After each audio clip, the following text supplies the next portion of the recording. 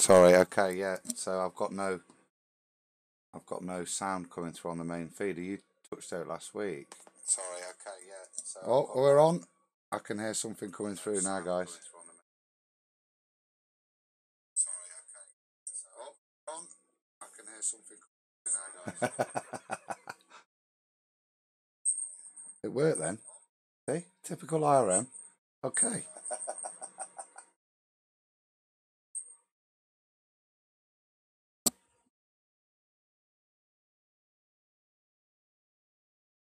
I think we just go again.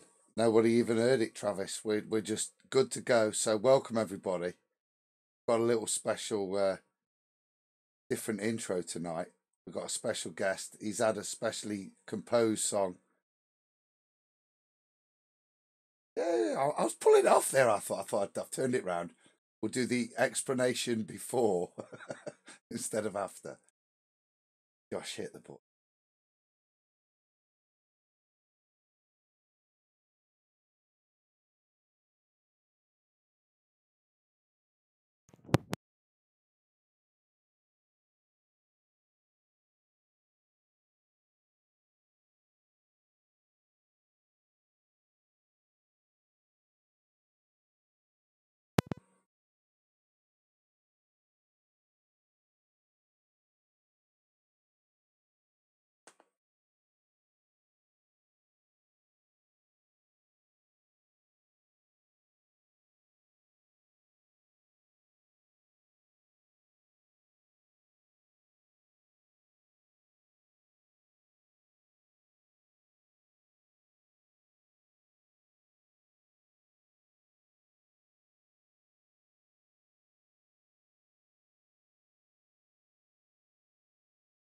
No,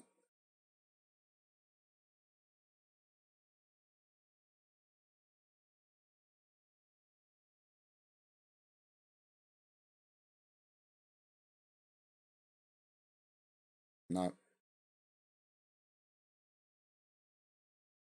no. I've got this dead, mate. I don't know what's gone off.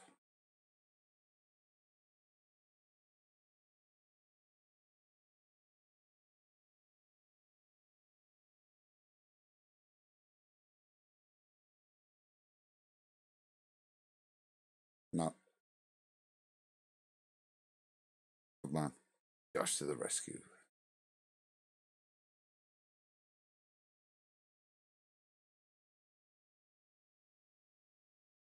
Yeah, sorry about this, guys. Unfortunately, it's only me that we can hear. Got no desktop. Josh is on his way to rescue, so bear with us. See you in a minute. I'll see if I can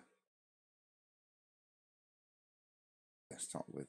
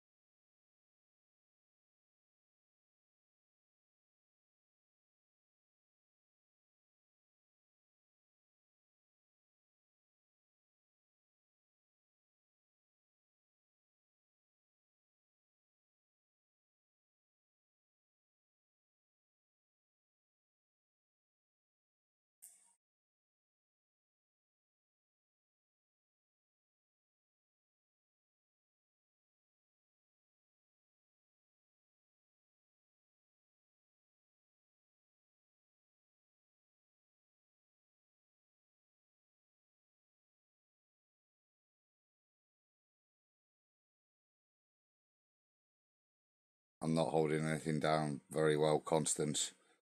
Josh, he's arrived. Tech support has arrived, so I'm not. Oh, well, they say I can't even mute my own bloody phone. Yeah, so give us a few moments, guys, and hopefully we'll be here.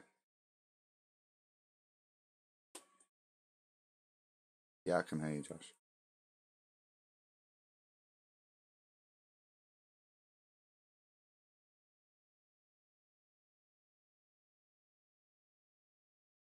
Yep.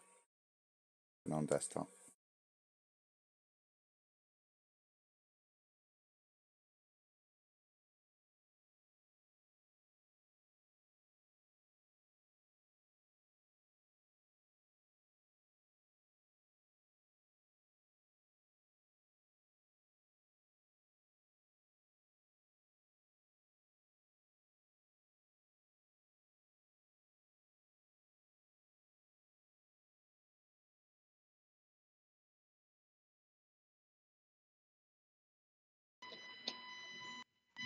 Okay, we're on. Got it. Is that what it was? Yeah, I reckon it was last week. You know when you tweaked so that you could hear shit. Yeah. Okay, can anybody hear Josh in the chat? Oh hell, we're still live too. Oh yeah.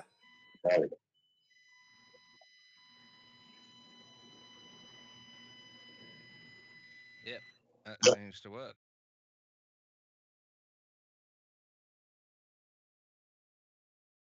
Oh, you've gone again. You've gone. Ridiculous. You have. Sakes.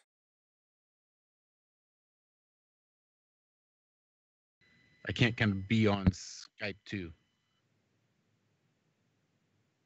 because that's how they hear we're it. back. Yeah, as you dropped out of TeamViewer, it kicked it out. But we're good now. I think we're good. Are we good in chat? Can we hear Josh? Check, mic check, 1, 2. I'm hearing Josh on YouTube, if that helps. Woohoo! And we got Walt. See, it all comes together. Maybe we should start at 11. And cue music.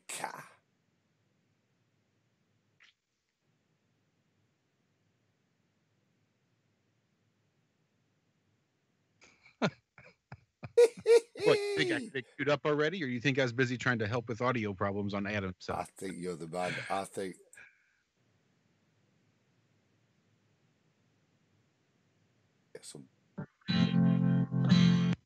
Oh yeah, that sounds just right.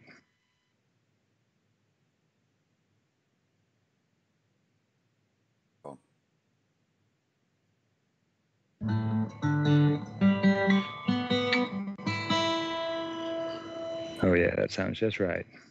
Okay, you can't always get what you want.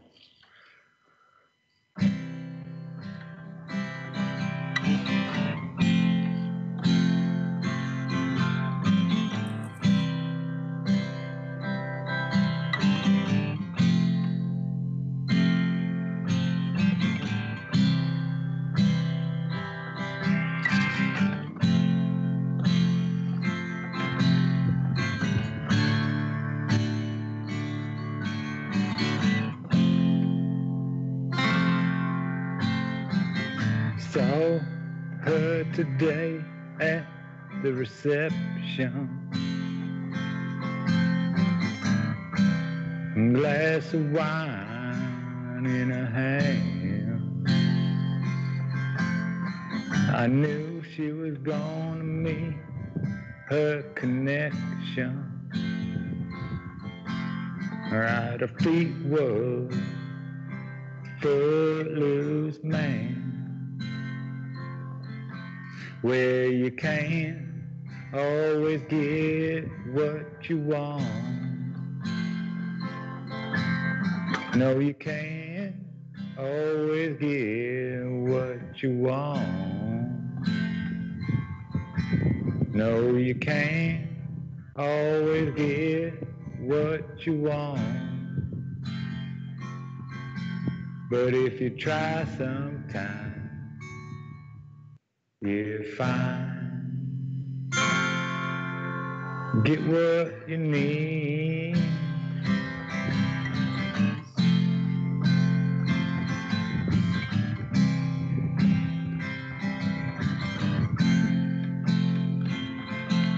I went down to the Chelsea drugstore to get your prescription filled. I was standing in line with Mr. Jimmy, and the man said he looked pretty ill.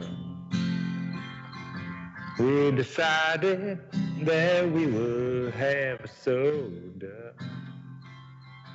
My favorite flavor, cherry red. Well, I sung my song to Mr. Jimmy. He said one word to me, that was when I said to him, well, you can't always get what you want. No, you can't always get what you want.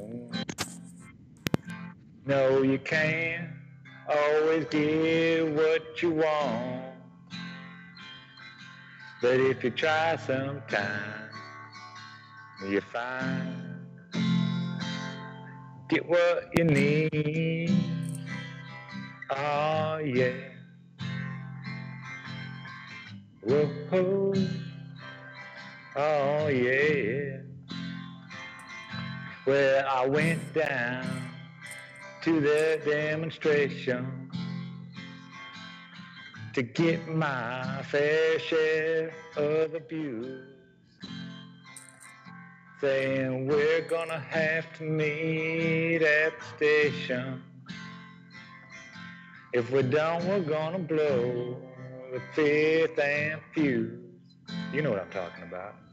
Well, you can't always get what you want. No, you can't always get what you want. No, you can't always get what you want. But if you try sometimes, you just might find,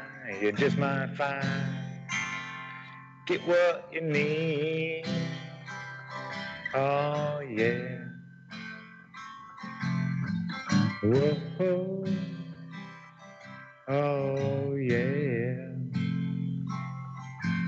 Well, I saw her today at the reception.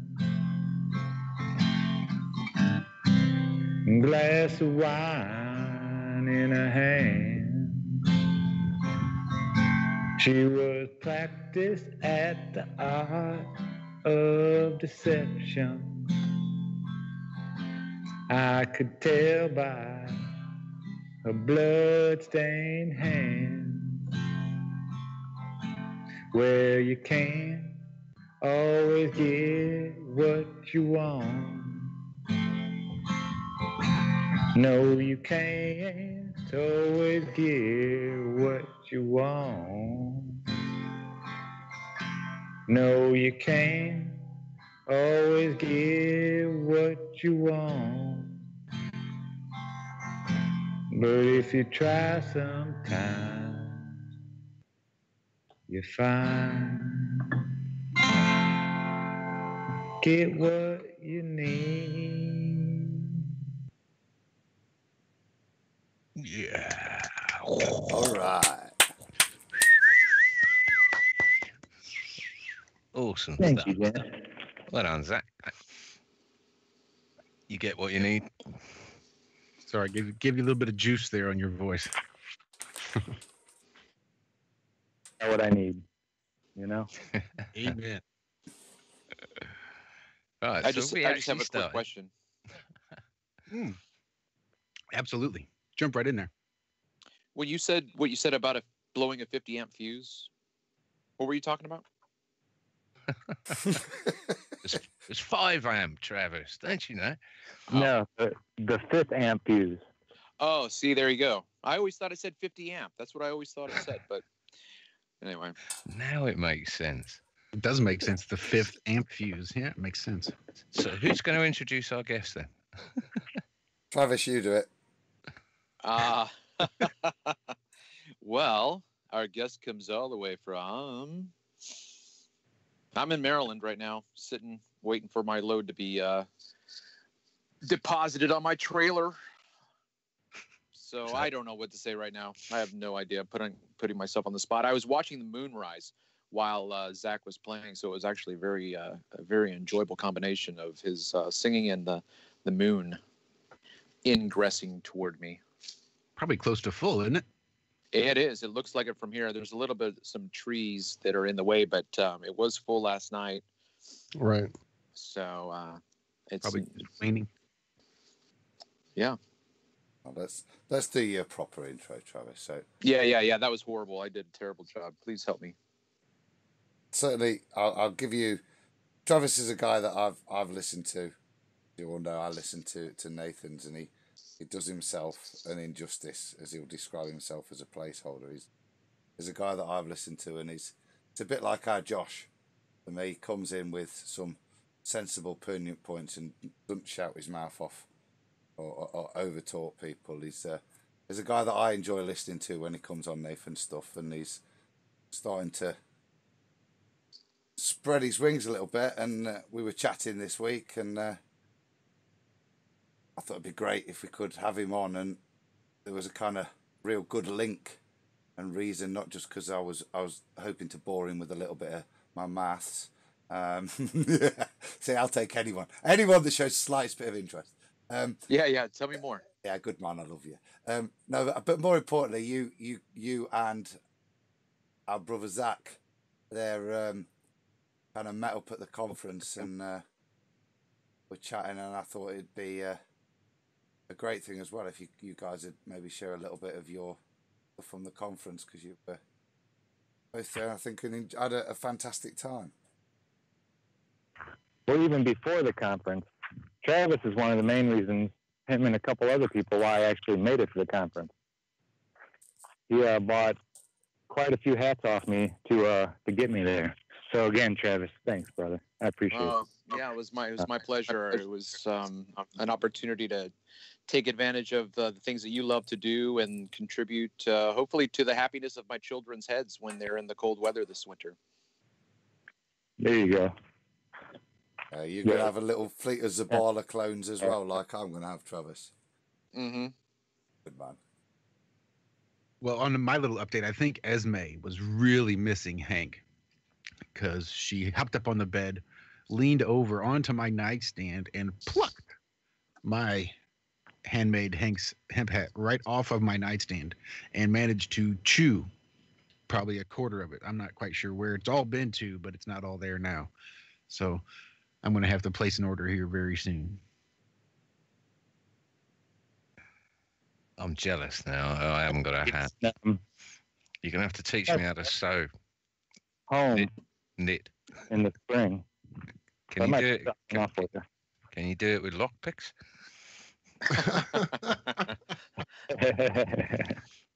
I think those would make hats the size for mice.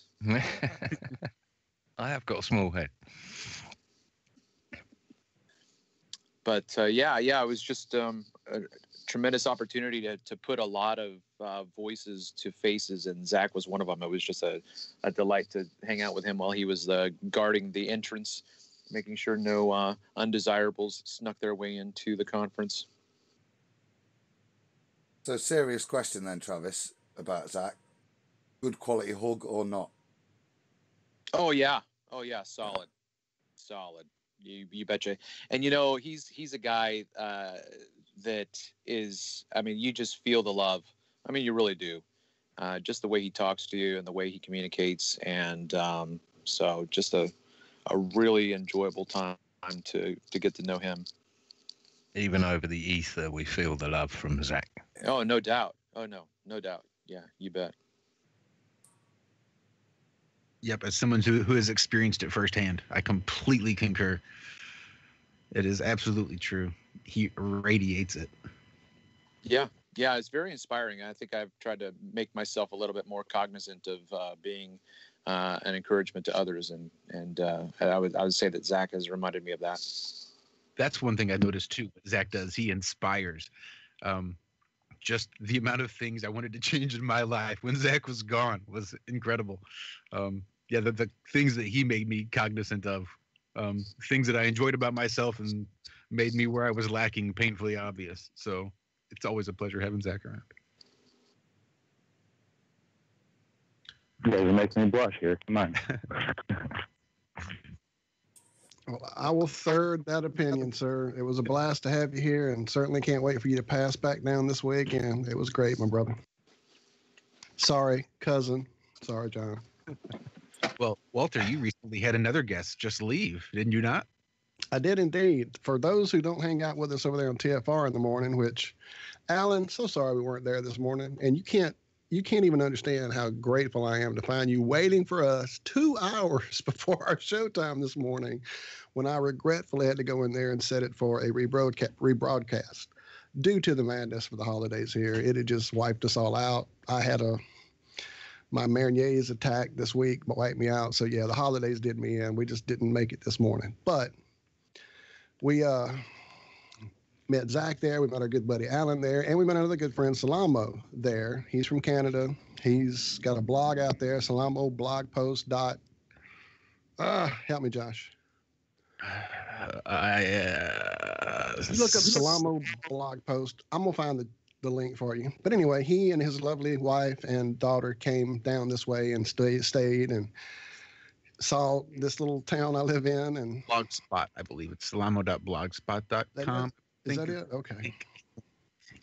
But we invited him to experience an authentic as it gets, crazy madness of the holiday yesterday. So they did Thanksgiving with my wife and her sister and all this group that's always there every year. It was great. We had a blast. They headed out this morning to go hit New Orleans for a few days and see all that craziness. So they are definitely getting quite a tour of the South.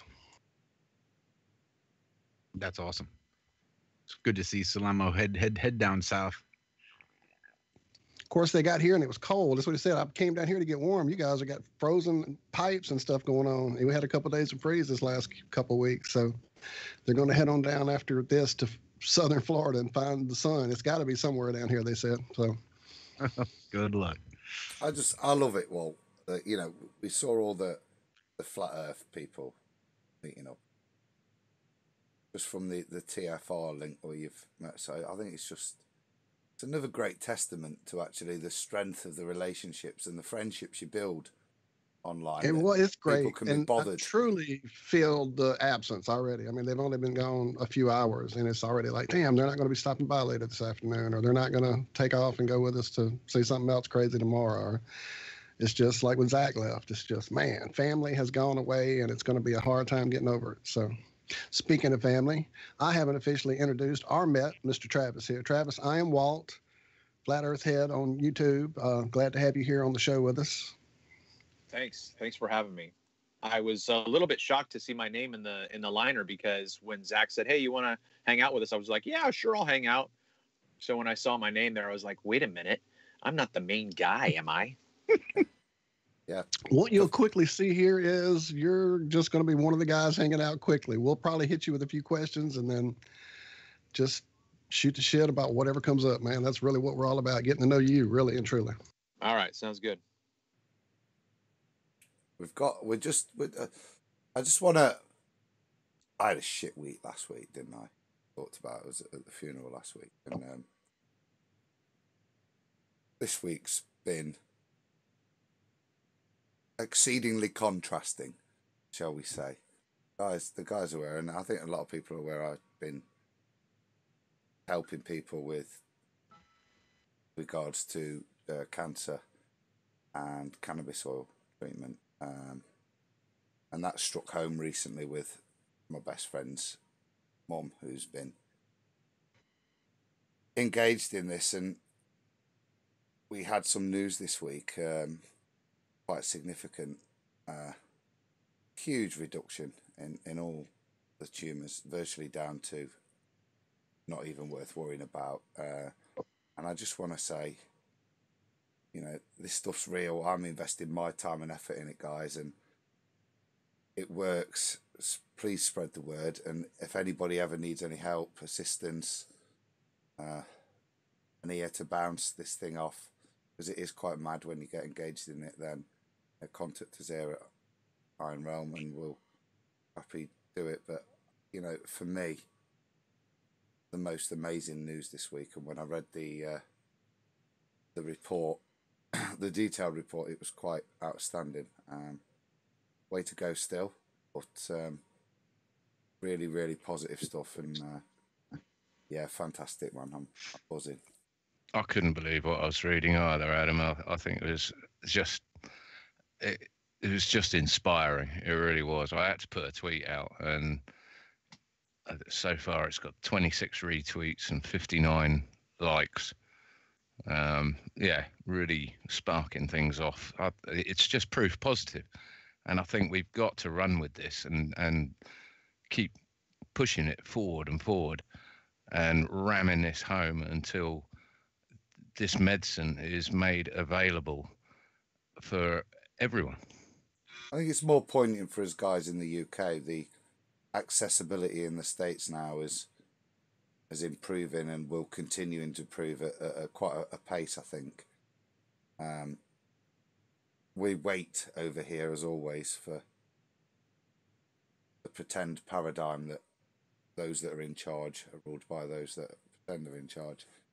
I would like to touch on a plain truths video about that as well, about why they're pushing for legalizing cannabis pretty much worldwide right now. And his hypothesis is that they're going to, I mean, it's obviously a $1 billion, if not $1 trillion industry, and they're going to try and regulate it and manage it and make everyone jump through hoops like they do for everything else over here. Charge ridiculous amounts of money for synthetic rubbish. And I think it's important for us to carry on the campaign that this is a plant and we should all be able to grow this plant restriction free and use it however we want. Who is anyone else to tell someone they can't plant and use a plant? It's just time to finish. Too many people have suffered for this, for lack of this. My rant over. I think it'd be nice if we could get Adam, to that. You can't undersell yourself. Because the intent and love that you put into this medicine that you're making is huge. That's a huge part to do with it.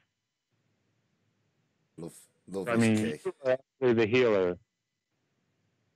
You know, it's not just the plant to do with the love and the intent and you actually wanting to help people that makes your medicine work so well. Love is the key, mate, and part of this way of obviously practical purposes.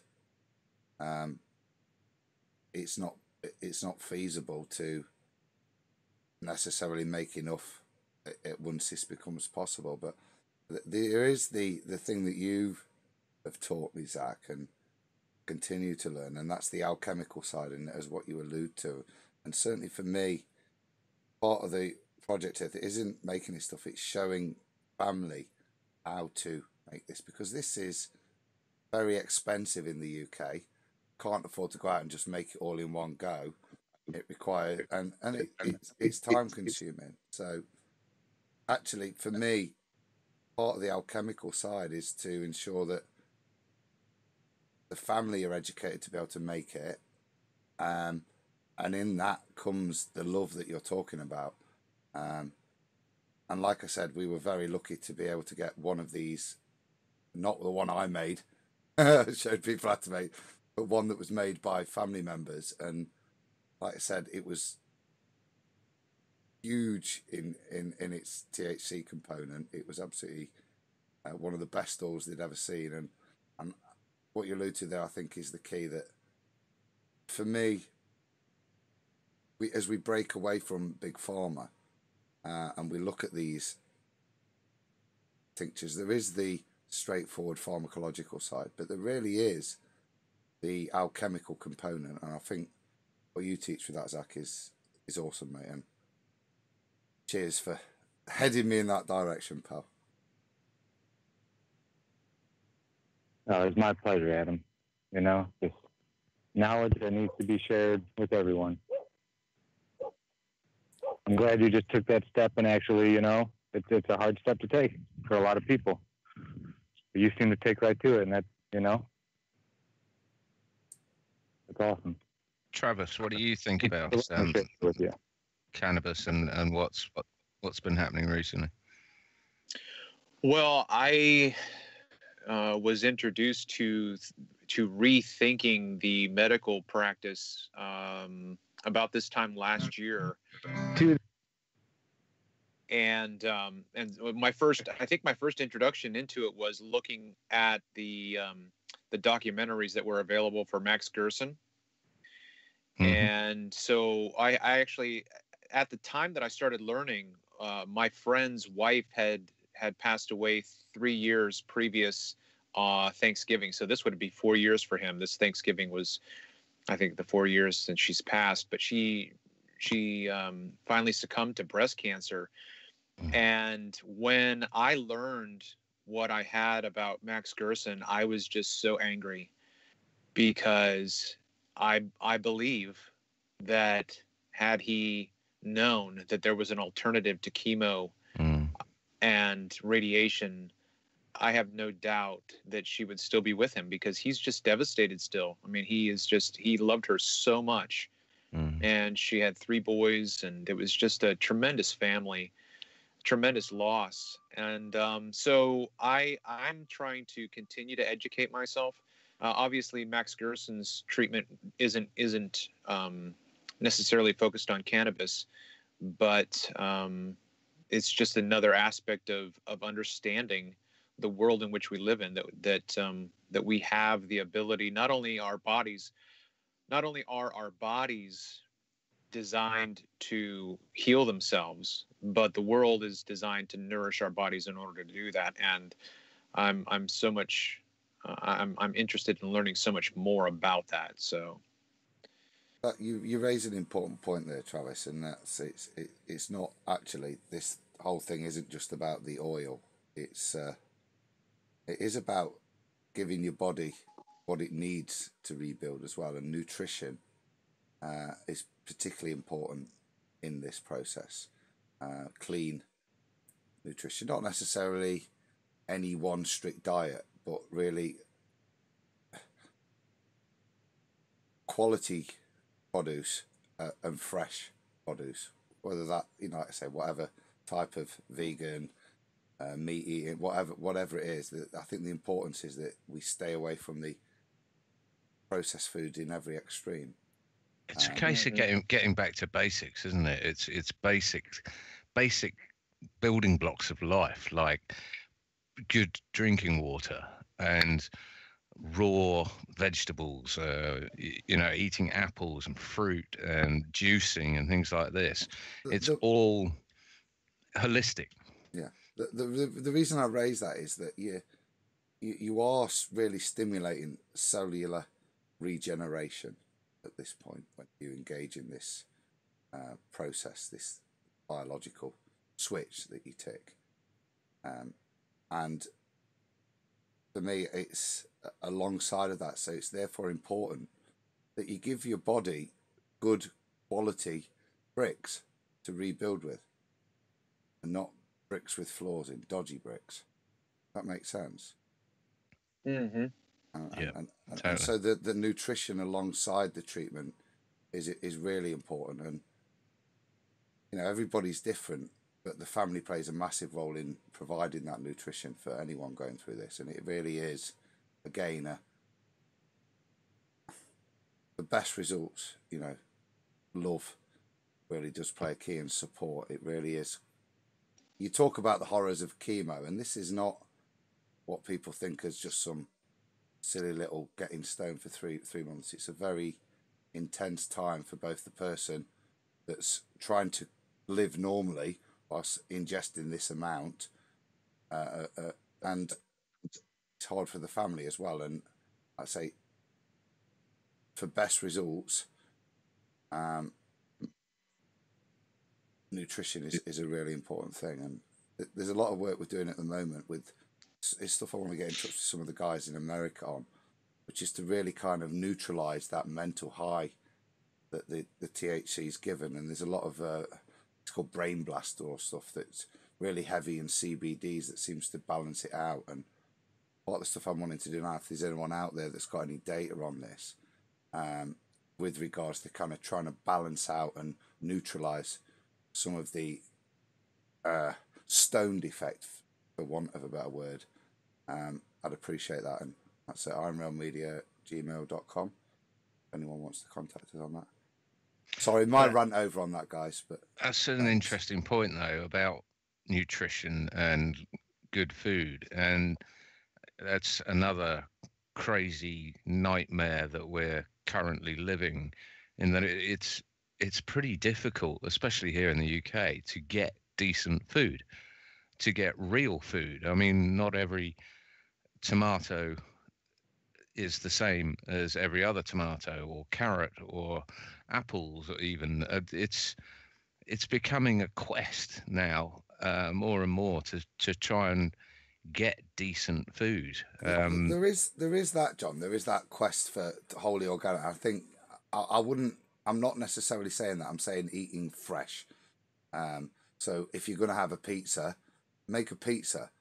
Do you know what I mean? Don't buy a pizza. That's what I'm saying. You need to change those kind of habits. But I think outside of that, there's a more fundamental thing that you do, I do, etc., and Josh do, which is actually to ensure that your input of water is pure. And that is, to me, one of the most fundamental things to start straight away. You should do anyway. But if you are on this, you know, to actually give your body the best chance of detoxifying, to give it something that it can dump stuff into instead of stuff that's actually affecting the body in a negative way already with its contents. Well, distilled water, as you know, has changed my life. Really, it's easily improved my health by double in the last. I've been on it for 2 years now, at least. Recommend it to anyone. I do the same. I recommend it to anyone I can think of. Everyone where the subject might occur, I always recommend distilled water and a brief overview of TDS, ppm, and blood-brain barriers. But I do try to give a quick rundown as to why they should be on distilled. There's so much good information. There's so many good reasons as to why. I mean, if only for the taste and the softness of it going down, that you just have no problem getting your recommended daily allowance of water intake if you're drinking distilled, because it just goes down so smooth. And the fact that it actually hydrates you. I remember when I was drinking, it was a Berkey water filter. When I was drinking the filtered water, I was drinking 8 pints a day of water, and still feeling thirsty. And then when I went on to the distilled, I'm now probably struggle to drink more than 4 pints a day. So it's like half of what I used to take in, but I feel hydrated. You know, it's interesting stuff. I love it. Well, it's not. I mean, it's just water, for crying out loud. But everything else around us is not water. And that's the funniest thing, is for people to come out and say that it's bad for you. It's bad for your body. It'll kill you. You'll die if you drink distilled water. Yeah. How can you not laugh at that? So apparently now water is bad for you. I'm still waiting. But yeah, isn't it bizarre? It's everything 180 degrees, turn the opposite direction. Distilled water is bad for you, folks. Water is good for you. You have to hydrate. Make sure you drink plenty of water. Just make sure it's got all of the stuff we tell you it should have in it. Don't drink pure water. Pure water will kill you. You don't want that clean shit. You don't want that clean shit. You want this dirty stuff. See this biochemical byproduct here? Yeah? Let's put some of that in it. It's a lot better for you. And charge you for it. Well, isn't that a bit of what we see with pasteurization, right? I was just about to bring that up. I've got I get food delivered from a local sort of county food shop, and they always did unpasteurized, unhomogenized raw milk, and they literally just been shut down and told, nah, you can't do that anymore. So I can't get my raw milk anymore. So that's how crazy a world we live in. Things that are good for you is illegal and banned and regulated. Do you think there's a more conspiratorial thing behind that, Travis? Or, I mean, I've read a few bits on that, but I don't know. Oh yeah, that would have to be something that I would have to investigate. All I meant to say was, in terms of what we're talking about with nutrition, pasteurization completely just obliterates whatever it is that you're. The life. Yeah, it just completely. And then what do you pump in back into it? You then put in artificial vitamin C, artificial all of the vitamins. You got to put it back in artificially. It's just amazing. I just never thought about it. Like, I think one of the first aha moments for me too was thinking about the purpose of a fever. And Yes. you know, and how the body is orchestrated to burn out, you know, whatever it is that's it brought the infection. The body is supposed to do that. I remember my friend who's had all three of his children at home. None of them are vaccinated, and he was telling me how his midwife, they called his newest son, had a fever, and they were talking to the midwife, and she said, yeah, if his fever gets to about 106, just call me. He should be okay otherwise. You know, and we're not told that. We're told that you've got to mitigate the fever by taking these drugs, and what that ends up doing is it prolongs whatever the infection is. That was fever serves a purpose, like a lot of bodily reaction. The purpose of any of fever really is to change the conditional environment in which the pathogen is in. Okay, and in most cases, pathogens are very selective and specific in what's the best environment for them to thrive and multiply. And so that's kind of the body's response, is to change the environment so that the pathogen really does struggle to multiply. It's a bit like if a woman's got cystitis, you make them drink loads of acidic kind of basic stuff, sorry, and that changes the pH of the urine, and that's because the bacteria in cystitis cling to the inside of the uterus, and the only way they can cling is under certain conditions. Now, if you change those conditions, they're no longer able to thrive, and they fall away. And it's that same thing with a fever. It is a purposeful and useful response, Travis. There is a point where obviously the body itself struggles to function, and that's a trade-off. But there comes a point where you can get, particularly in children, they're called febrile convulsions, and that's just brought on by the body shutting down, and it brings like a seizure or fit on.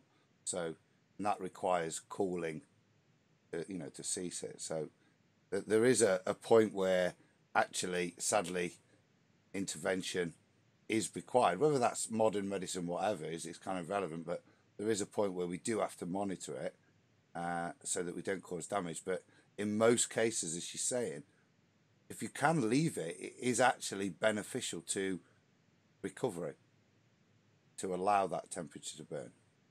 Well, bacteria can only survive in up to a certain temperature, can't it? And this is what I mean, it was a revelation for me as well, Travis, but, and then it was a complete slap in the forehead.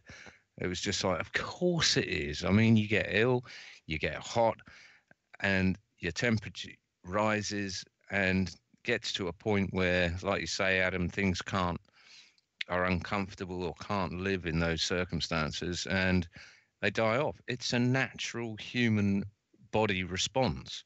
And there we are, patting people down with cold towels and taking things to cool us down. I mean, yeah, to me, it was just like oh, God, of course that's what it's for. That stuff's symptomatic. If you're padding and calling people, it just it distracts, etc. It's not really affecting the internal core temperature, which is the key thing in both killing bacteria and any dodgy effects for a patient. So Those things are kind of fine. I think what Travis is alluding to is the initial injection of antipyretics, as they're called, so things that lower and force the body to lower that natural temperature, which isn't necessarily, like I say, the best thing for speedy recovery. It disables part of the body's immune system.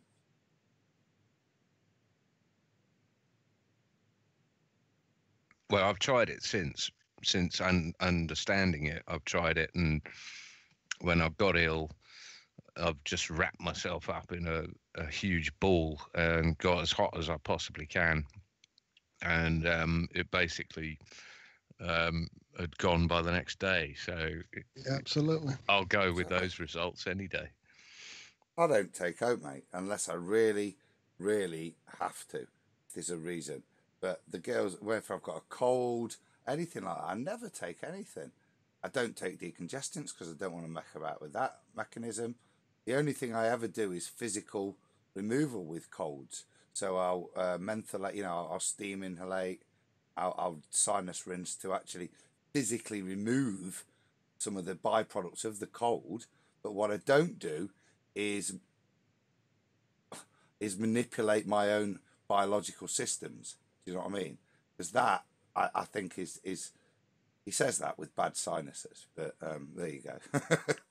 Well, on a molecular level, you mean? I mean, there are on things you can do, aren't there? Level. I don't mess about on a pharmacological level with any of my systems. I'll physically remove stuff. So, like I say, with steam inhalation is one of the best things. That's the best advice I give anyone: is don't waste your money on cough syrups, taking a small amount of a drug that'll pull things slowly away from your lung. Get your head over a bowl, old school style, with some demuculant, like just natural menthol, which breaks that mucus up so that it comes off easier, and inhale and physically remove it. Do a chimney sweep properly rather than trying to pull stuff out with physiological mechanisms, within the lung. That's just daft. And don't also forget that smoking cannabis and tobacco and that, they're decongestants, aren't they? They're what do they call them? Expectorants. Expectorants, yeah. So they will dislodge stuff in your lungs, and if you've got a cough, spark up, because you'll get whatever's in your lungs out a hell of a lot quicker and more efficiently than chugging down some gooey cough mixture. Always which is just going into your stomach anyway, not your bleeding lungs. Do not take this as medical advice, and always consult a physician. And oh yeah, don't listen to us. We're talking shit. We're here for comedy. Do your own bloody research. You should know that by now. I can't really have that disclaimer, unfortunately. I would stand by what I said. I don't get that luxury, unfortunately. I'd still tell. Well, you do, because you're not on the clock. No, I don't get that luxury. So, I'd still. Your disclaimer would be: do your own research. Surely. Last time I was in a doctor's surgery, they had leaflets in there that were basically asking the patients to fill out a leaflet as to how much the internet affected their health, and the questions were things like, do you Google your symptoms, and all this sort of stuff. They were, and I've seen the articles that have arisen from this sort of data gathering in magazines, medical magazines and stuff, about, the worst thing you could do is Google your symptoms and this sort of thing. And it just cracks me up that, the worst thing you could do is actually do a bit of research into your own problems and, see what other people say. Because most people aren't stupid enough to just go to one forum and one post that says, drink bleach and carry it out. A lot of people are quite a bit more prudent than that when it comes to their own health, and even more so with the health of people they're responsible for around them. It's perfectly okay to get a second opinion, but don't you even try forming your own. Don't you ever Google it. You'll get a video on YouTube. Terrible. No one ever learned anything from a video on YouTube. Get over it. Go to your doctor. Speaking of YouTube, it would seem that we are a little low from what I'm seeing in chat. I just checked our live feed, and it does seem that the overall master volume is a bit low.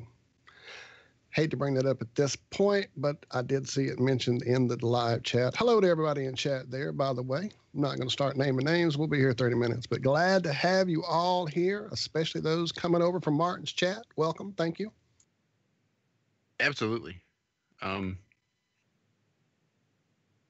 was I saying? Adam, just check OBS, and it should be that desktop volume.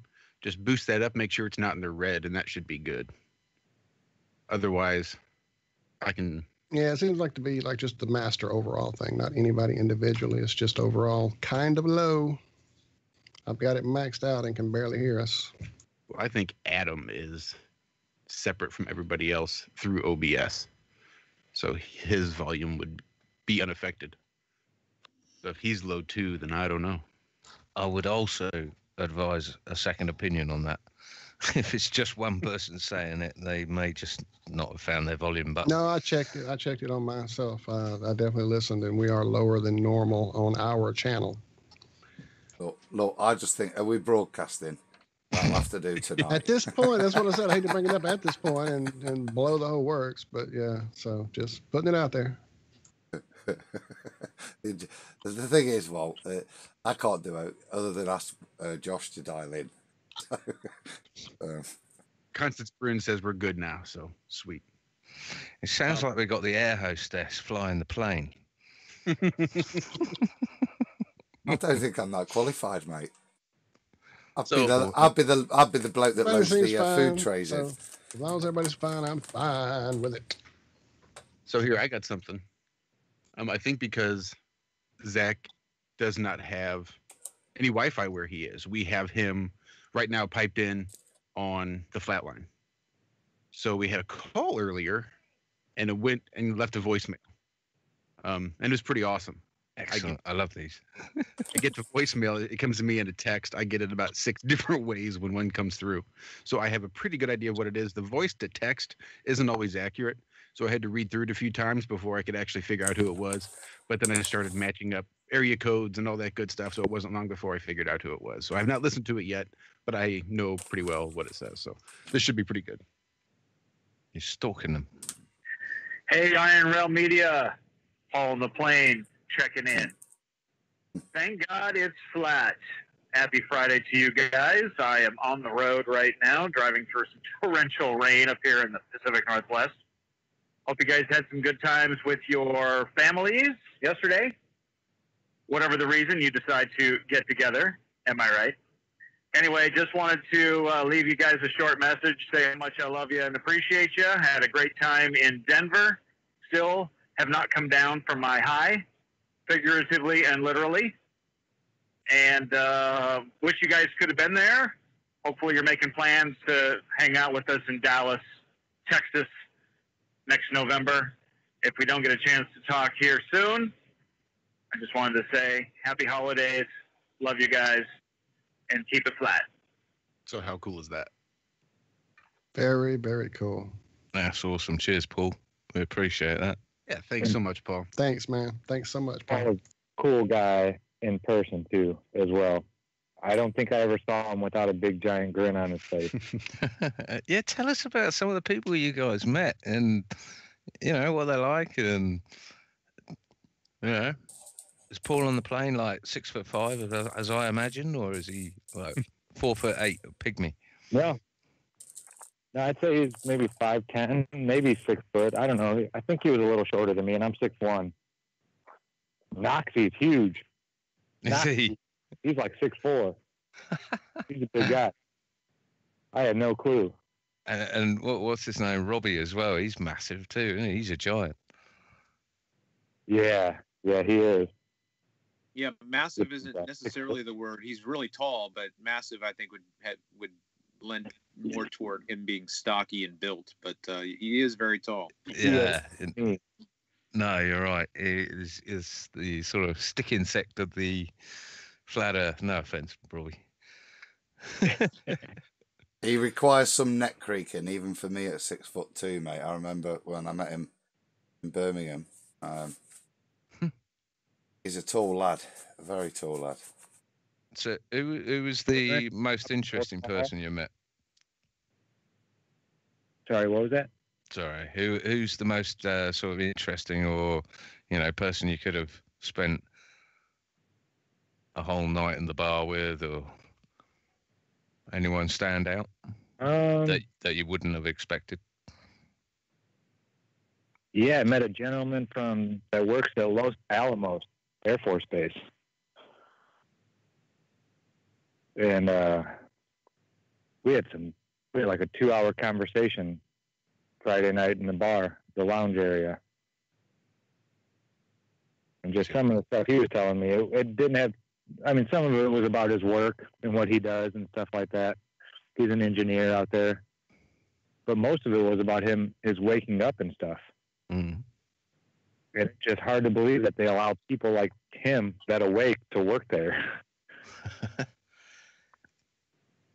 But he said government. Oh, it was really driving me up the wall because he was talking about the way the government spends their money and stuff. I mean, if they were private sector, they would have been shut down a long time ago.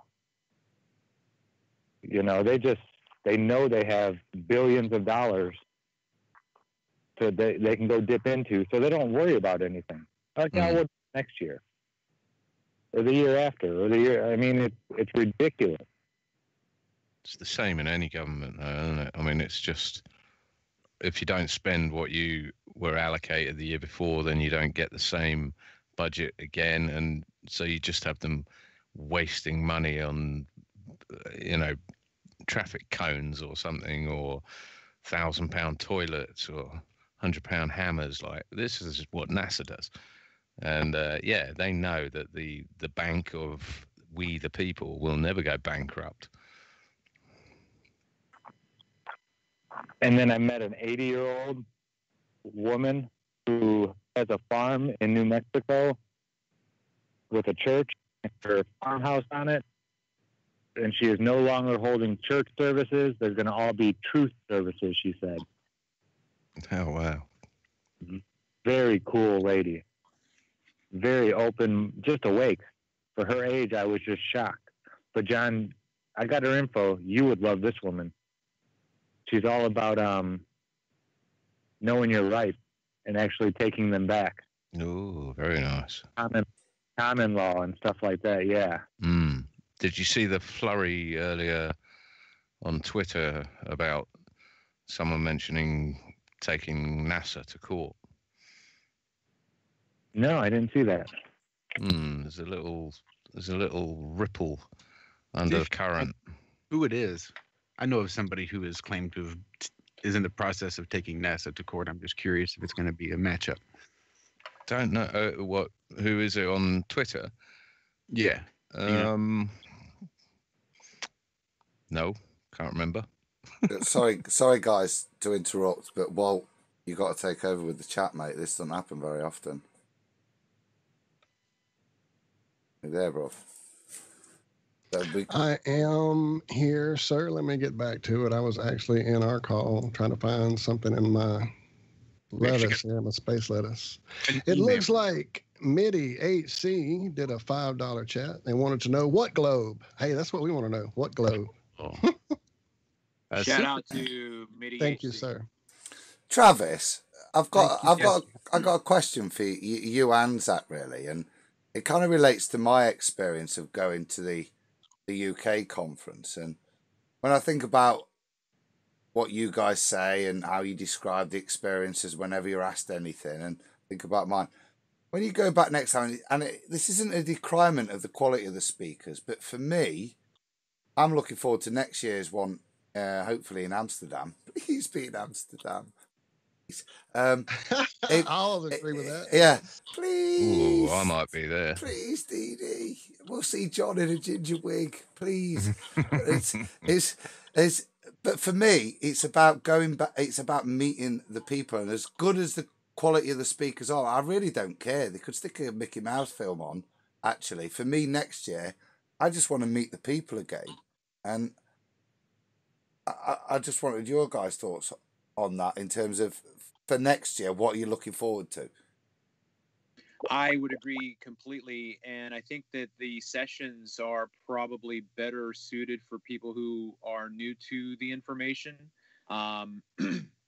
When I've given my feedback to anybody who's asked me, that's exactly what I said. I said I enjoyed rubbing elbows and spending time. I would look and see what kinds of crowds there were with people talking, and I would just sidle up and just listen. And that's really where I found a lot of the benefit for me. And as a matter of fact, Zach was probably the one guy that I acclimated to more often. When he was standing at the door, I would leave the session, and he and I would be talking. So I completely agree that the relationships that are there with people that you can meet for the first time, or people that you might be familiar with their channels, I think those are tremendous opportunities to take advantage of. Amsterdam's got to be the best place in the world to do it. Sorry, Zach. You don't even really need to go. If you're very well into flat Earth and been at it for a couple years or whatnot, you're not going to see much new stuff. I would have loved to have seen Fallen Nazis demonstration, but I was stuck at a different door. See what? Sorry, Zach. I wanted to see what he was going to do, Rich. But besides that, Paul, I mean, I've seen it all. I've heard it all. There's nothing really new under the sun as of late. So it was just, I think I had the best seat in the house. I got to see everybody come in and go through that door. That's awesome. Once the presentation started, yeah, like they would close the front doors and I was on a side door. So everybody had to go in through there. That's where all the exhibits were and people were selling stuff, which was open to the public, the exhibit part.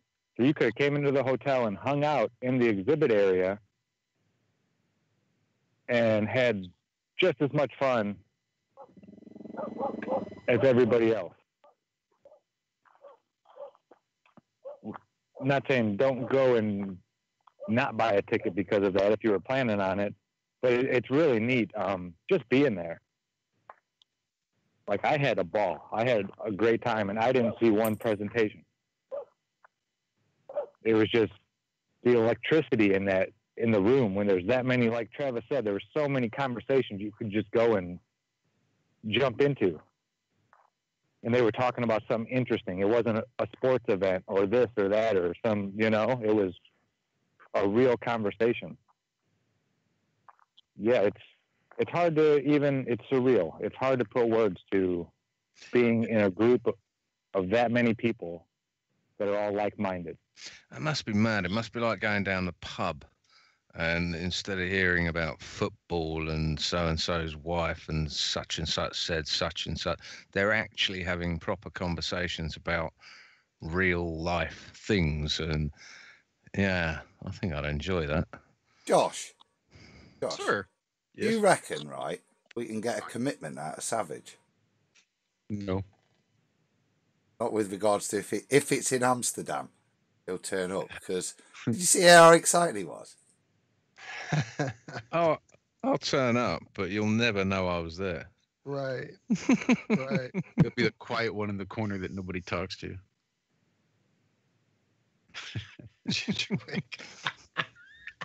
In a Rasta hat. I'll be in the bar opposite. With a parabolic microphone. Yeah. With a carton take out of beer. And a false front tooth. Wooden leg. Anyway, just to get back to was it an email we received or something from James Bean? From James Bean. That's a very proper name for a fella I knew back in high school really well. Who was Jim. Right. Jim Bean. Get out of here. I got that. That took a second. It's like my mate, Mr. Daniels. Exactly. Anyway, he says, how do you come by your distilled water? Do you buy it? If so, where from? Or do you make it? If so, do you have an easy process to make enough of it to drink daily? I'm in the UK. Well, I make it and I was advised by a friend of mine, Donald Stott, on Twitter, to try a brand called, and obviously I've got no shares in this or money or anything else. This is just a brand that I bought, or he recommended I bought.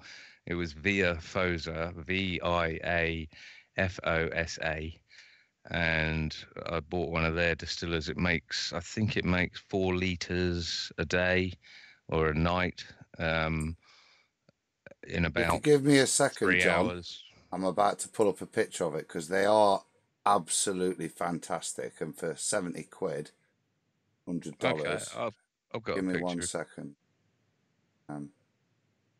or at least I've got the page. Oh, bollocks! Oh, there, just I've got it.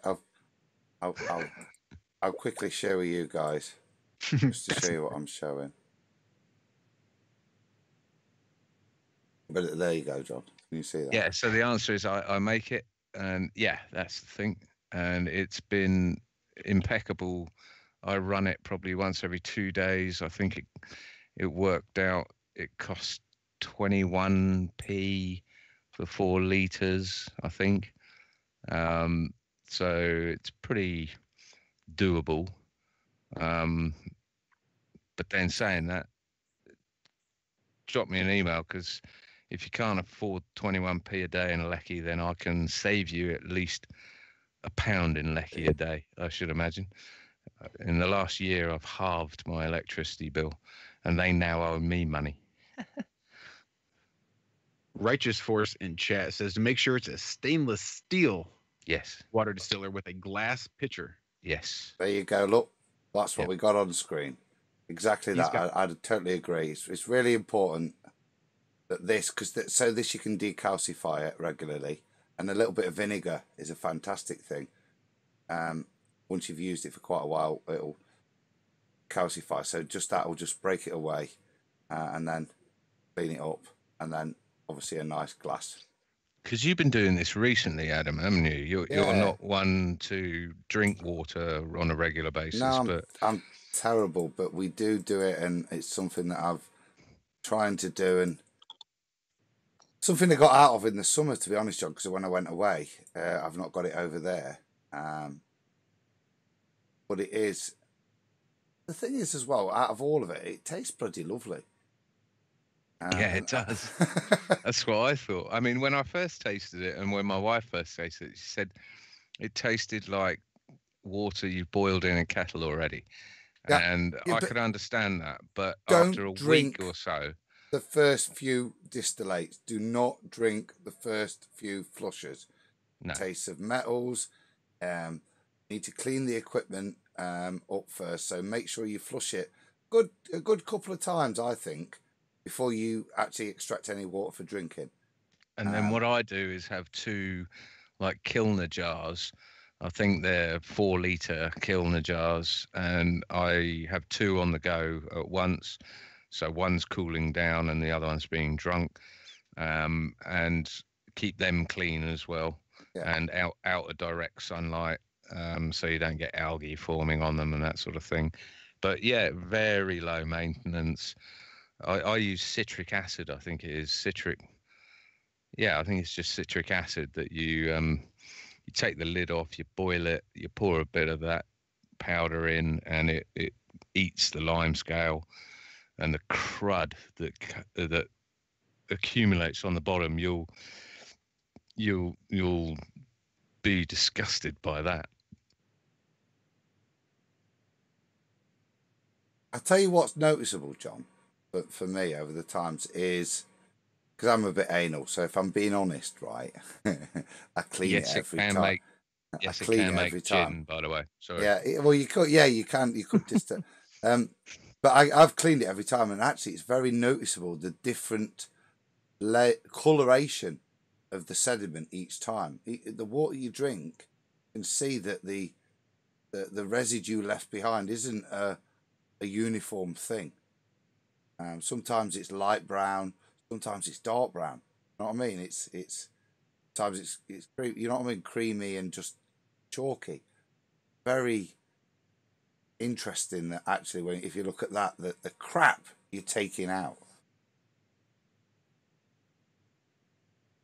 It's just a bunch of different crap because it changes, like you said. I noticed it too. I actually go.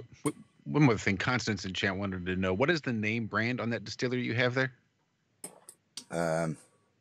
These are eBay ones. It is. Let's have a look. It's just straight from eBay. There's not a brand. It's probably some Chinese generic, but it is exactly the same as the one I've got. Water distiller purifier, dental tool, office stainless steel, internal lab.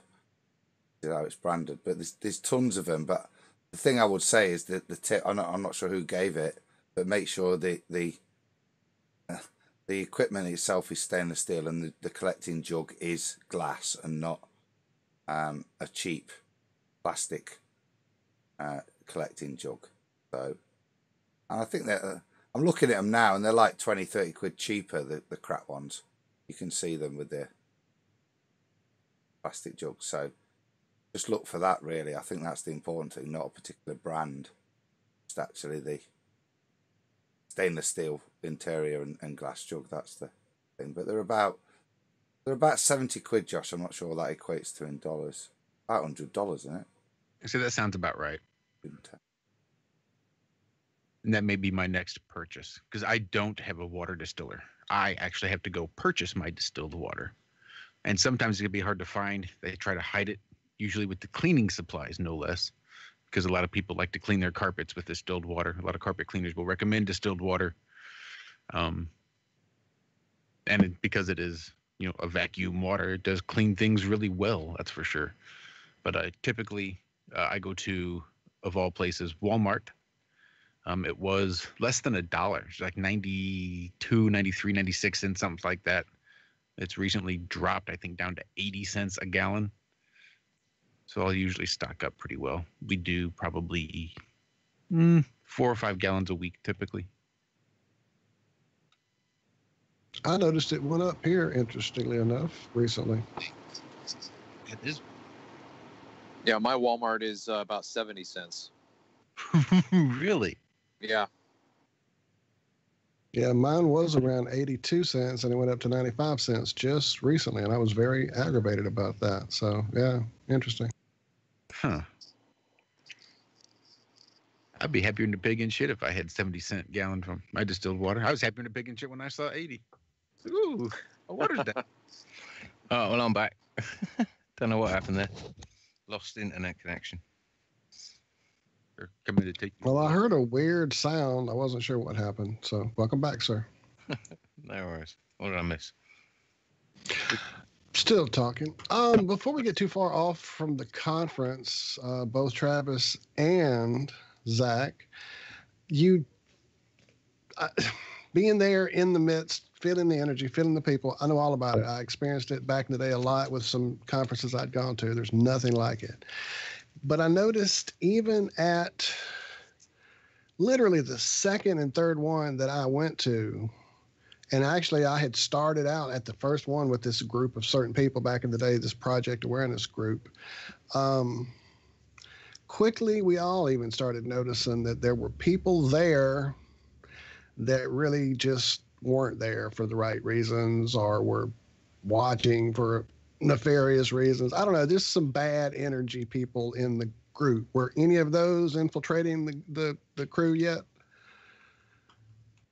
Agent, provocateurs, whatever you want to call them, but just, I would say I had no indication in my experience that I came across anybody that I would say was fit into that category. Well, that's awesome to hear already. Yeah. That's awesome. Yeah. Did you Now at the bar, spot anyone stealing anything?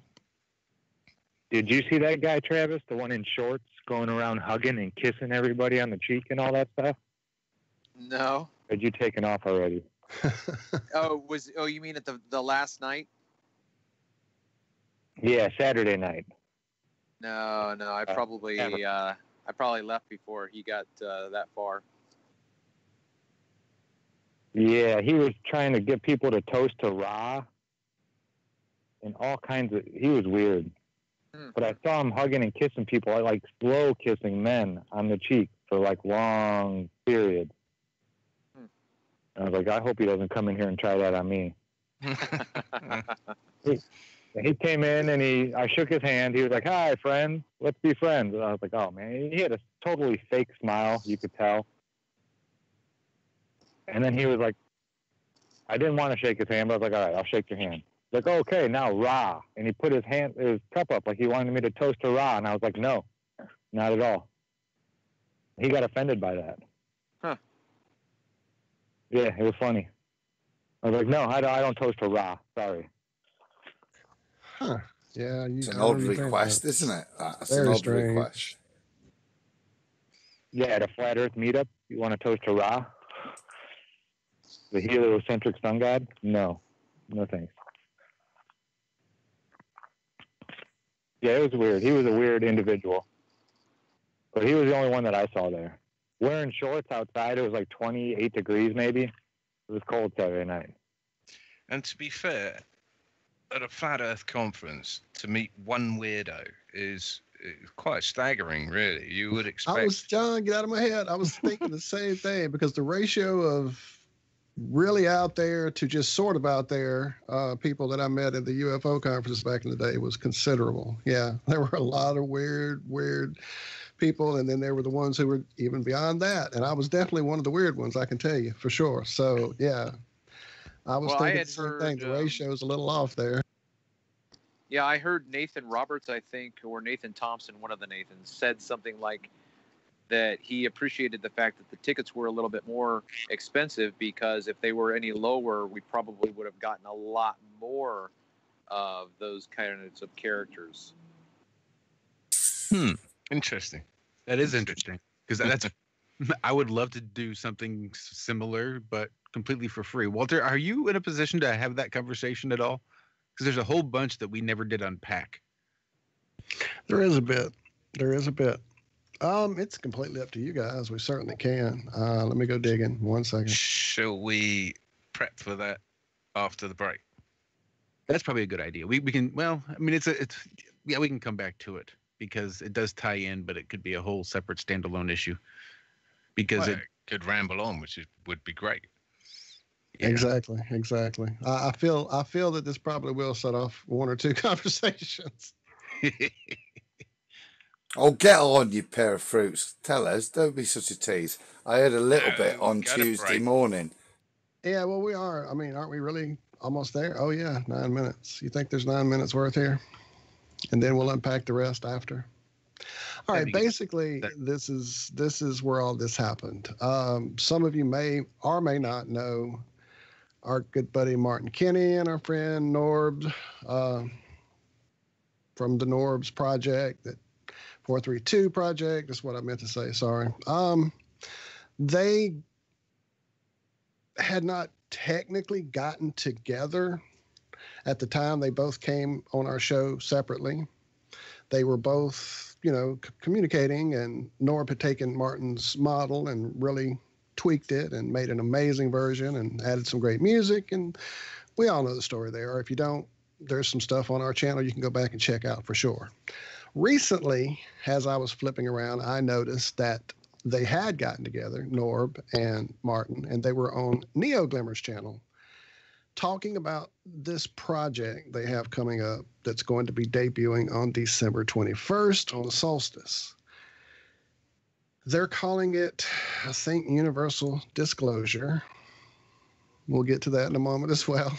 I watched a bit of it. I was excited by what they were talking about, and it was really some high in the sky type thinking about how to get to that next step. I mean, we've all been talking about these things for going on 3 years now, debate, science, experiments, etc. I don't want to get into that, Nathan, but definitely let's do something. I mean, these meetups seem to be the thing that sparks that fire again, even that early initial fire that you get from finding all this out.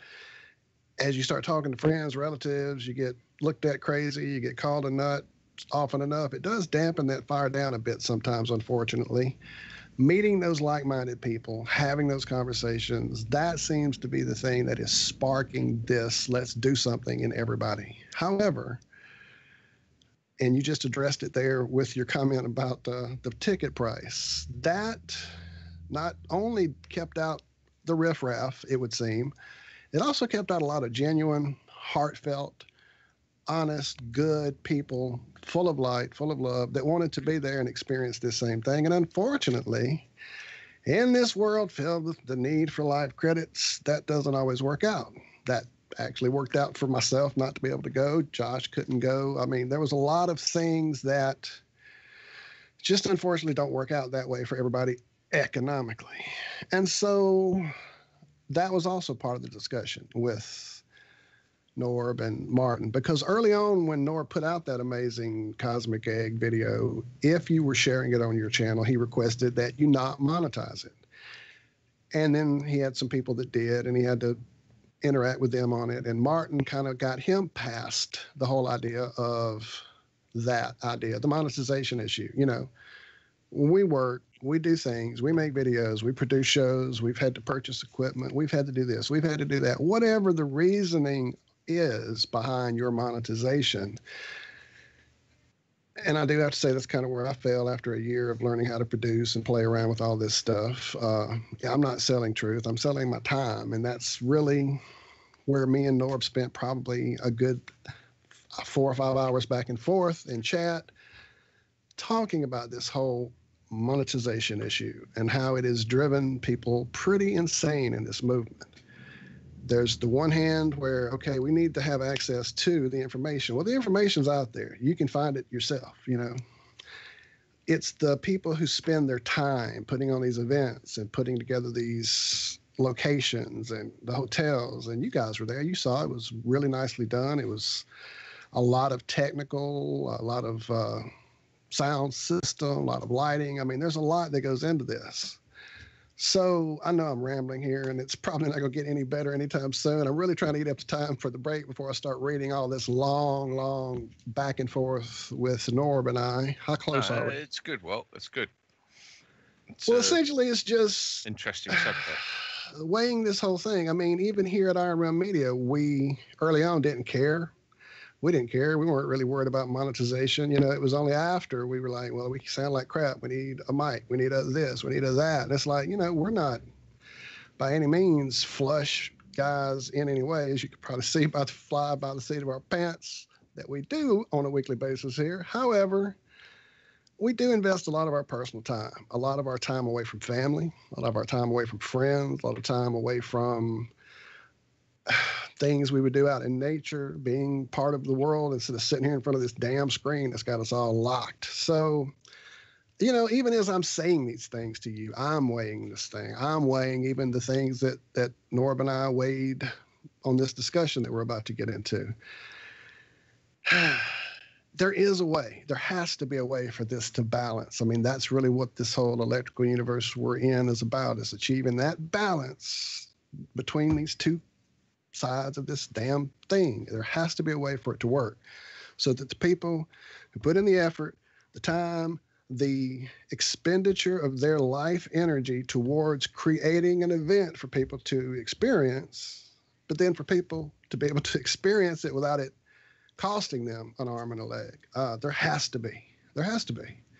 So that's what kind of this is a prelude to, is us all sitting together here and working this damn thing out and weighing it and melding it. And I mean, that's what it's going to take. A lot of good minds. Can I add maybe a slightly different viewpoint on that? That it's not necessarily about recompense. Because you described there, for me, I put my time in. I don't ask for anything back for that.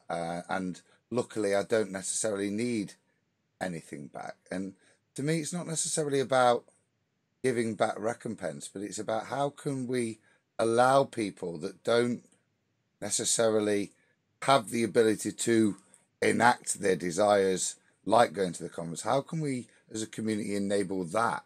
For me is absolutely a bigger way of looking at it, because this petty monetization issue is just nonsense. I mean, we got $5 right, didn't we, in the super chat tonight, right?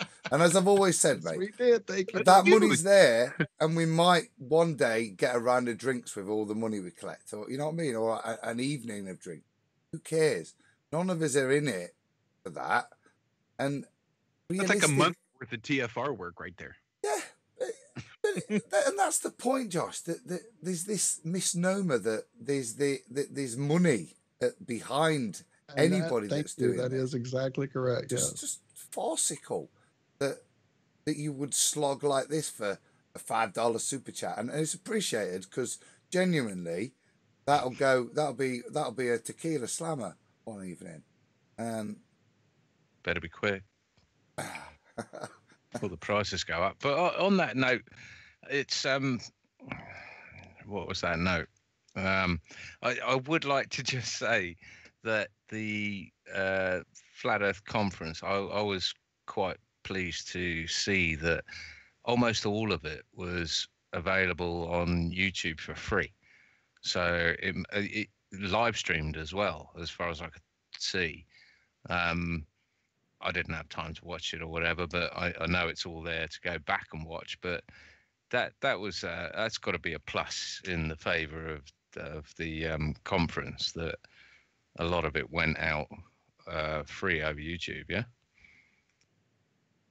I'm sure it is. I'm sure it's a big. Sure. In fact, I think, if I'm not mistaken, I'm still seeing a channel with a live feed from that. I'm not 100%. Days ago, this is a criticism of the conference per se. It's a criticism of how we move forward. Not sure where you're going with it. Yeah, that's what I'm saying. I'm going absolutely nowhere. That's the point. This is a discussion with no end. There is no answer. This is only a bunch of interesting points that Noah brought up with me about this whole thing, because he's weighing this whole thing too. I mean, he's got a successful thing that has nothing to do with Flat Earth, his music, his belief system. You know, that was totally his thing, and another unrelated technical side of things. So this aspect of it is more him trying to figure out how this could work for anyone else that's trying to make this a accessible thing for people. This whole thing that you guys experienced at the conference, that we experience when we meet each other in person. And then, you know, to me, it just becomes, it's not just about the conference then anymore, and it's not just about Flat Earth. It's about what we're really trying to do with this whole Flat Earth awareness. It's changed this whole freaking system, this whole fucking life credit bullshit system. Break up this whole thing. Reshape it, reform it, create our own freaking way of doing this. I think it's got to, or at least my 2 pence, it's got to come down to voluntarism, whatever you want to call it. But, you know, it's like putting on a rave or something, where everyone gathers in a field and someone turns up and there's, you know, 5 cars with subsystems and bases and stuff, and then someone else turns up and they've got bottles of water in the back of their car, but they're not selling them, you know, they're selling them for cost, or, you know, it's voluntarism where people just turn up and donate their kit to the event. It always reminds me of the weirdness, say in a street, a cul-de-sac of 8 houses, and you'll have 8 lawnmowers, and you'll have 8 cars, and you'll have 8 sky dishes, and it just doesn't make sense at all. Like you say, there has to be a better way of doing it, and I'll concede. Sorry, Josh. No, I was going to say that's exactly what I heard, and what I was thinking when I started this conversation was I saw somewhere on the interwebs, somebody said that as cool as it probably was, the real magic is going to happen when FE has a convention that's out in the middle of a field somewhere, right? It'll be done Woodstock style. Right. Well, where everybody shows up, and it's all kind of what this was leaning towards too with Nor, but with that, there's still that whole side of things, you know. So if there is, This is just You know what? examples, What? nothing concrete. What? But if there is a, go ahead. I was just going to say, mate, for me, we've discussed, critiqued other stuff, but with everything in life, you have to be that change. And if we're gonna, we're if gonna we're do gonna it. do, That's if we're where gonna I think say, Iron Realm Media is fixing to do this shit. yeah, that's what I'm just gonna say. Well, I don't know what you're on about, but I'll make the point, which is, if you're gonna ask for the world to be a certain way, the way isn't to sit there and moan about other people and the way they do things. It's to get off and do it that way yourself, like the people, as John alluded to, that go Absolutely. down and sell the water Absolutely. at cost, like the people that volunteer at soup kitchens and hospices. That you want the world to change, the only way is you to get off your arse and do That's it. it. Be the I change. mean, the way I've always seen it is that Make you that have change. the big Oh, sorry, go ahead. plush, you have the big plush hotel, with the glitzy lights, let's say in Las Vegas or something, and the big spotlights rolling around and the people turning up in their 100-foot long limousines and everything. And then you've got the real party that is the one where no one needs an invite or a ticket or anything. It's in the car park opposite. It's like a 4-acre car park where everyone just turns up and opens the side of the things and starts selling their hats or their, water, or just having a rave or whatever. It's like you say, build it and they will come. And it's whichever level you want to participate on. And you got, of course, the VIPs at the top of the hotel. Snorting cocaine off hookers' backs and stuff, who completely lost the idea of what it is we're actually there to do. I think it's on all levels. It's achievable on it's actually, on all levels. It's really truly back to what we kind of started Iron Realm Media for in the first place. I mean, really and truly, it wasn't going to just be us sitting around on Fridays yapping. It was us trying to create something where, well, if you were charging for this, a hub for whatever information, whatever access, whatever meeting up with other people that you didn't even have a clue existed. Josh and I run into that literally on a weekly basis, where certain people in the TFR group, don't make it over here to the, luckily most of them have over here to the Iron Realm group. And it's just, there's so many worlds that even though we're supposed to be so connected with all this social media bullshit, we're not, it's just keeping us staring at a damn screen. It's too cheap over here. We're too cheap, you see. But if you were charging for Friday nights, then I wouldn't be here for a start. So, another part of this, though, is leading up to the fact that, as is well evident, as Travis is experiencing even at the start of the show tonight, technically, I don't know how the hell we're going to pull it off. And that's where we need you people. And that's where we all need to become this group of humans who are trying to volunteers. Be the change. It has to be volunteer. It has to be helpful. It has to be, well, I know this guy who does that, and I know a guy who can handle this. And now we've got a group that's working towards a goal. I mean, that's what this connectiveness that we're working with here should be leading towards. It shouldn't just be, And I'm pretty sure there's websites out there that are designed for this sort of project. Well, I'm a little offended. Sorry, John, I don't mean to interrupt, but Walt just said that. And that how this again started was the idea that someone said that he was glad that tickets were $250 because it kept out the riffraff. Mm. And that's really stuck in my craw. That's what got this rant started, actually. Well, that's what would stop me buying the $250 ticket and heading across the road to the car park to mix with the people who also didn't buy the $250 ticket. That's exactly the sort of talk that makes me think, screw you. So this is why I really wanted to talk about this real quick, Adam, because is, if we're all going to be somewhere together, why can't we again be that change?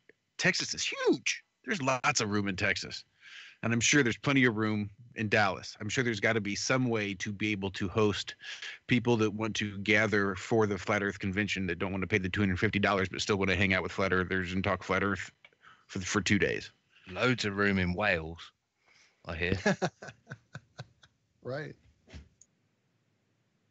I think there's that side of things that we would be looking at ways in which we could integrate with that sort of event. But then as you take it further forward, for me, maybe these events need to develop with the ideals of the community that they're working with. And if we look at what's gone off over the past year, the ability to crowdfund certain things, small things like Anthony's project, 2-3 grand there, and Ranty's P900 and Sandra's, all these little things that we see as a good cause, and the community easily rallies together and puts it together. Well, if you look at Gary's costs for the UK convention, you know what, with a year's bit of effort, that could be put together by the community. I mean, there's other, what we all want is sugar daddies or... Well, we proposed it, didn't we, Adam? That he put a GoFundMe up for the money he lost, and I'm almost certain it would have been met, but yeah, I don't think he did it. And that's what I'm saying. Maybe the community itself needs to recognise that this kind of activity shouldn't be down to the kind of philanthropist viewpoint of people like Gary and Robbie Davidson in America. It should be down for us all to be working and contributing for the change we want. And for me, that's the kind of thing that I think we should need to be seeing is how do we all, because we're all vocal enough when it matters. So can we not get vocal enough to actually start to formalise this community so that it can act as a community, not with a leader, but where we do crowdfund events? And that doesn't require leaders, because if your idea is shit, nobody puts any money in.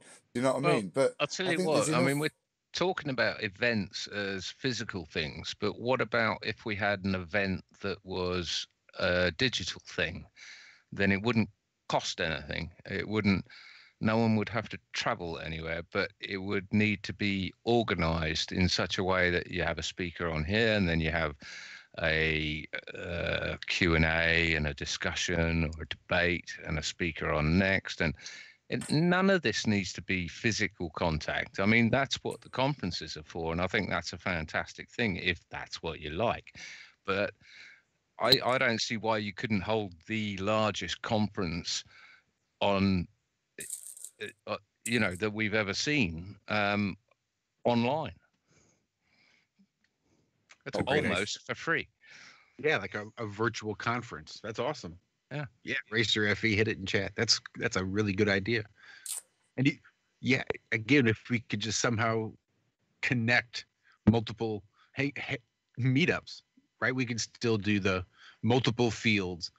I mean, I'm thinking they have a sheet, and you can get a $50 projector, hook it up to a laptop, and show on 30-foot sheet. Whole sheet? Right. Whole sheet. Or you could have it virtually projected to everyone on whatever projector they have in front of them, whether it's a phone or a laptop or a 30-foot projector. But yeah, holy sheet.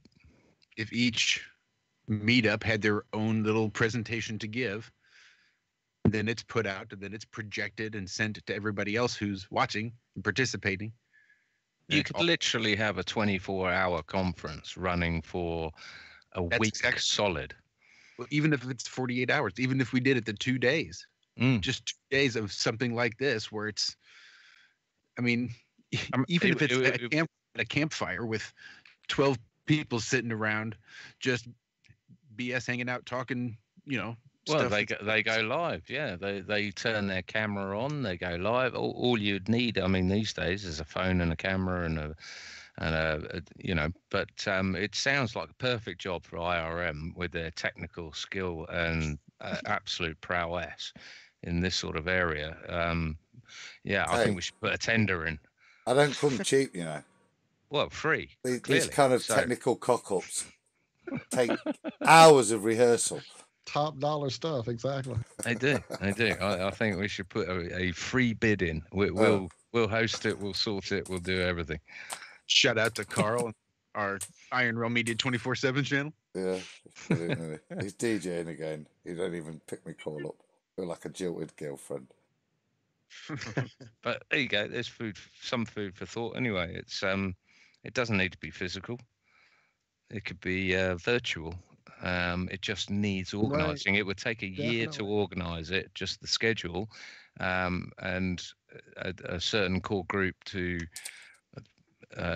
Not even a core group. It could be a democratic vote, a voting sort of system. Not that I believe in democracy either, but, there are ways and means of selecting who gets to be heard and who doesn't. And why not everyone get to be heard and just carry it on for 72 hours, a week, whatever.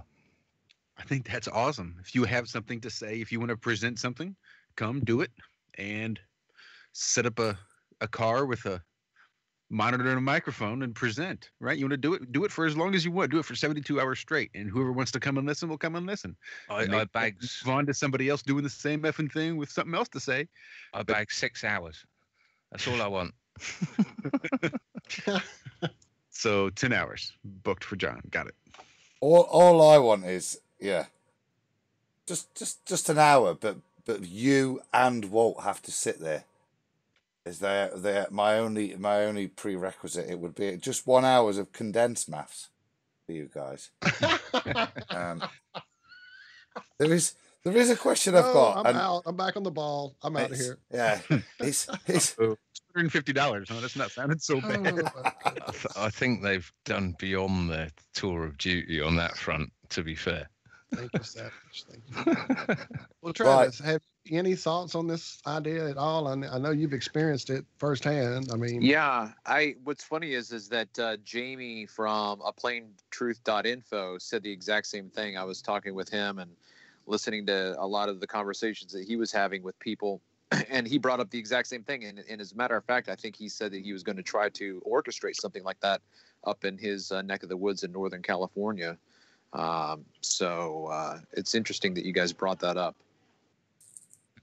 Well, then what we have to do, it sounds like, is find all the people that have these thoughts and let's get this thing happening, connect it up and make it the biggest damn event across the plain that's ever happened. Yeah, that would be amazing.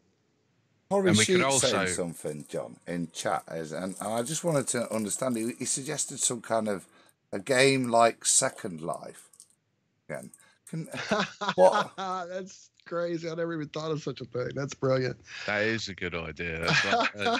I think from what you said, which is not a lot, but it's like a virtual sim game or whatever, where you go into a tent.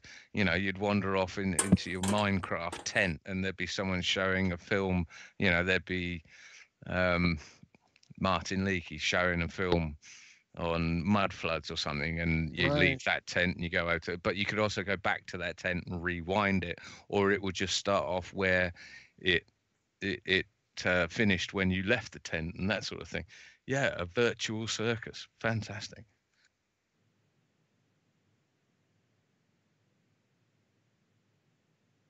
There was actually something I messed around with in the Oculus VR world, some kind of little like meetup group room that all the different Oculus users could meet up in.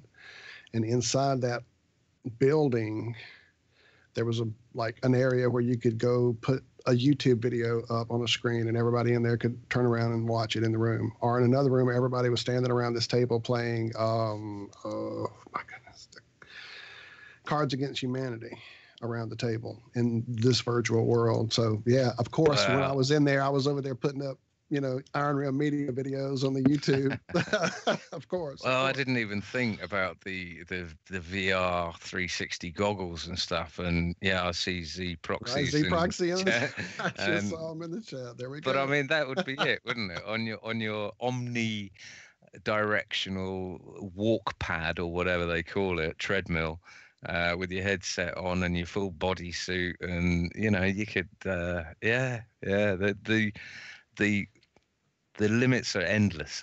There are no limits to it. So it's just the coordination and the management aspect and the keeping it all going on the front burner, not the back burner. When you consider the amount of effort it takes to gather, 500 people in Colorado, compared to the effort that it would take to gather 3 million people all over the earth, that could just log in or whatever, that would be quite incredible, I think.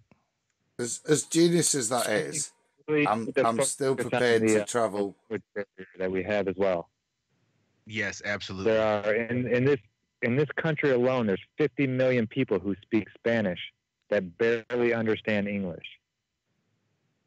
And I think if we had more of our videos translated into Spanish, and then vice versa, the biggest flat Earth YouTube channel on the plane is a Spanish-speaking channel. Not many people know that. And they're doing some amazing stuff down there. And I've got one person already on it who's going to start translating stuff. But anybody who is bilingual in any languages, you're very special. Well, would I be right in thinking that there is probably software available, and if there isn't, there should be, that you could stick your goggles and your jumpsuit on and go talk to someone in English? They would hear it in Spanish, they would reply to you in Spanish, and you'd hear it in English. I mean, surely this is 2018, isn't it? Putting your face into the system, then. I'd rather have actual people doing it. That we, because Google translations, I mean, who knows what they're actually... Touche. They could be telling the person to go F off when you're really telling them that you love them.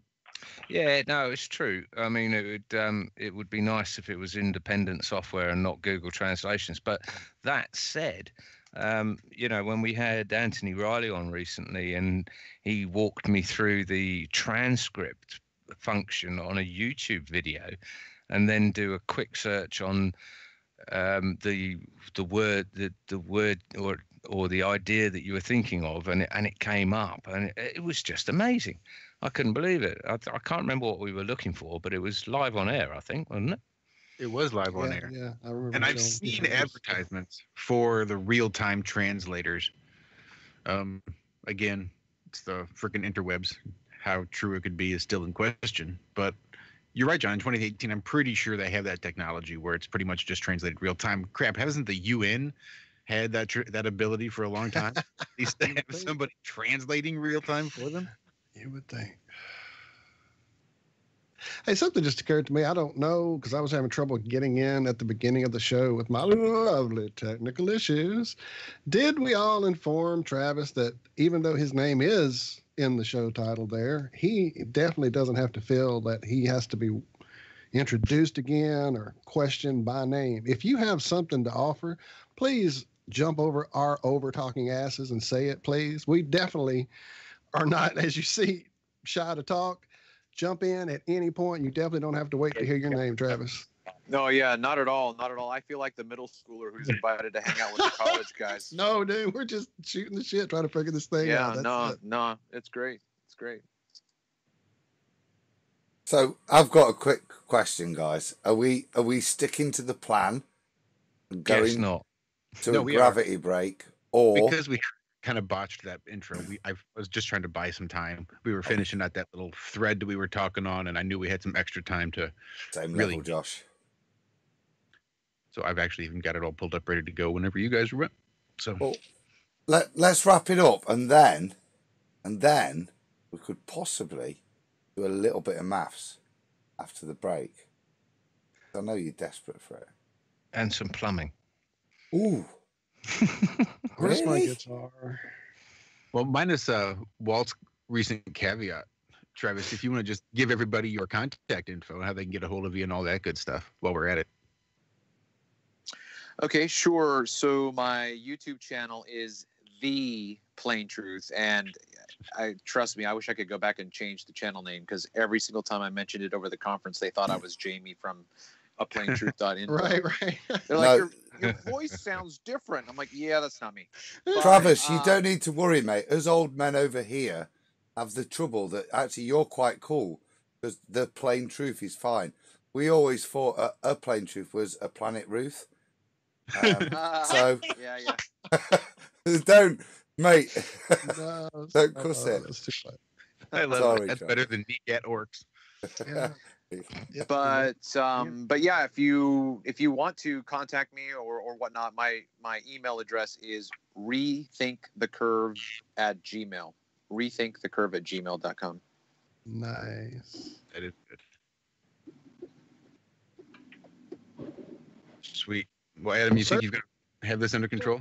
I'm all ready for you, son. You're presenting and ready to play. If everyone wants to mute. Don't leave. Oh, Travis, we're going to be here. We're just taking a small break, get you some coffee, run off for a moment, whatever you need to do. Everybody in the audience, don't go anywhere as well. Don't remember how this worked last time, but there's music coming. Enjoy that. Yeah, I think it's good. It seems like it did affect our numbers a little bit last time we did this, but I think it'll be all right. I think it's still going to be worth it. Skoll. We're up pretty high, our heads are almost in the clouds, and their feet are chained to the ground with their chains of misery. They've got a hold of me, they won't let go of me. Let go of me. They might have gravity on their side, but something's pulling us high. Got the potential to fly. So let them be what holds you back from this one incredible chance. They're lucky to have had a glance at you while you defy gravity. They can be cruel and mean and a huge pain. Our heads are in the clouds now. Don't let them make it rain. A smile can be the sign they're missing out on their rainy day. They might have gravity on their side, but something's pulling us high. Got the potential to fly.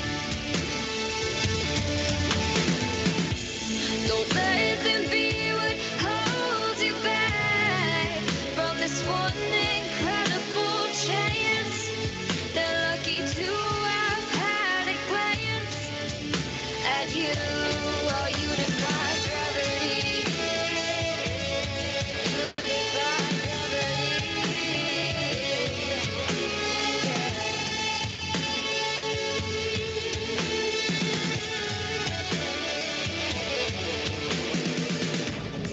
They say we aren't strong enough. We don't have what it takes. I say yeah, they're wrong enough, and we'll show them someday. They might have gravity on their side, but something's pulling us high. Got the potential to fly. Oh yeah, don't let them be what holds you back from this one incredible chance.